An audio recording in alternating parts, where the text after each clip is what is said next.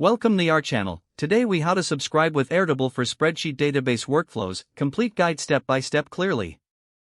To begin, open your web browser and navigate to the Airtable website.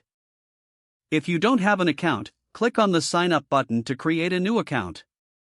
Fill in your information, including your email address, password, and any other required details. After registering, verify your email address by checking your inbox for a confirmation email. Once your email is verified, log in to your Airtable account.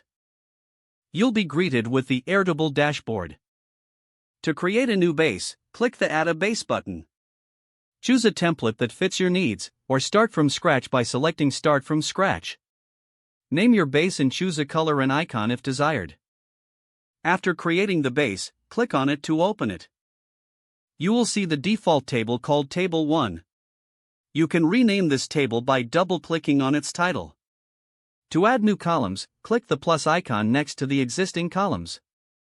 Select the appropriate field type for each column, such as single-line text, checkbox, or date.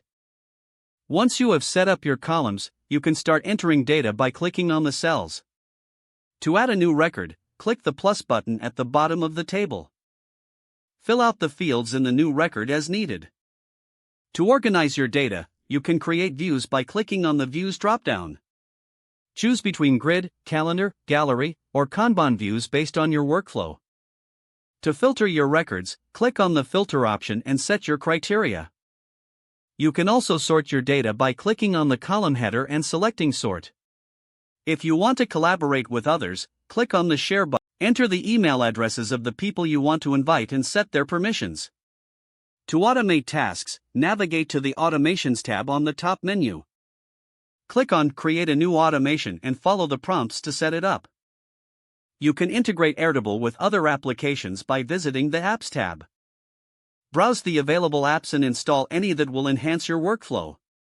To save your changes regularly, Airtable automatically saves your work, but it's good practice to check. Explore the Airtable community forums for tips and additional resources as you become familiar with the platform. By following these steps, you will successfully set up Airtable for managing your spreadsheet database workflows. If the page does not load, refresh the browser or try again in a private or incognito window. Don't forget to like this video and subscribe to our channel for more step-by-step tech guides.